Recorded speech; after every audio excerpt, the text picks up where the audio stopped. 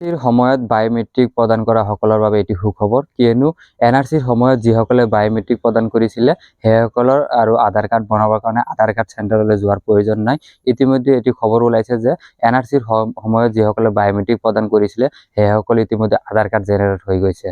হয়, ঠিকেই শুনিছে। যোৱাকালিৰ পৰা এটা খবৰ ওলাইছে যে এনআৰচিৰ সময়ত যিসকলে বায়োমেট্ৰিক প্ৰদান কৰিছিলে সেইসকল আধাৰ কাৰ্ড ইতিমধ্যে অনলাইন যোগে জেনেৰেট হোৱা পৰিলক্ষিত হৈছে। যদি আপুনি এনআৰচিৰ সময়ত বায়োমেট্ৰিক প্ৰদান কৰিছিলে তেন্তে আপোনাৰ আধাৰ কাৰ্ডখন আপুনি লাভ কৰিছে নে নাই আপুনি অনলাইনৰ যোগেদি চেক কৰিব পাৰে আৰু এই খবৰটো কিমান সত্যতা এইটো পৰীক্ষা কৰিব পাৰে।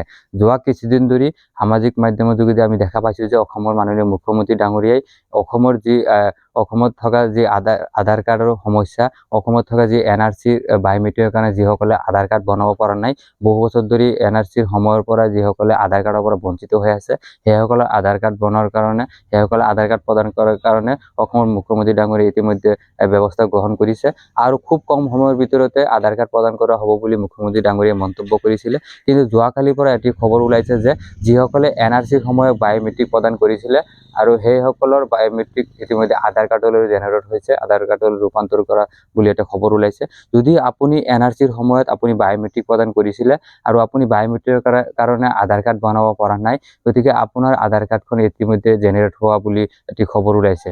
গতিকে এই ভিডিঅ'টো চোৱাৰ পিছত আপুনি নিশ্চয়, যদি আপুনি বায়োমেট্ৰিক প্ৰদান কৰিছে তেন্তে আপুনি অনলাইনৰ যোগেদি বা আপোনাৰ মোবাইল নাম্বাৰ যিটো মোবাইল নাম্বাৰ দিয়া আছিলে বায়োমেট্ৰিকত, সেই মোবাইল নাম্বাৰত কিবা OTP বা কিবা মেছেজ আহিছে নেকি আপুনি পৰীক্ষা কৰক আৰু আপোনাৰ আধাৰ কাৰ্ডখন জেনেৰেট হৈছে নে আপুনি চাওক। গতিকে আজিৰ এই ভিডিঅ'টো কিমান সত্যতা নাজানো, কিন্তু আপোনালোকে যদি এনআৰচিৰ বায়োমেট্ৰিক দিছিলে আপুনি গম পাব নিশ্চয় যে আচলতে যি খবৰ বিয়পি পিছে যোৱাকালিৰ পৰা সামাজিক মাধ্যমত যে এনআৰচি বায়োমেট্ৰিক দিয়াসকলৰ আধাৰ কাৰ্ড ইতিমধ্যে অনলাইন যোগেদি জেনেৰেট হৈছে, কোনো ধৰণৰ আধাৰ কাৰ্ড চেণ্টাৰত নোযোৱাকৈ জেনেৰেট হৈছে। গতিকে এই খবৰটোৰ নিশ্চয়তা আপোনালোকে পৰীক্ষা কৰিব পাৰিব।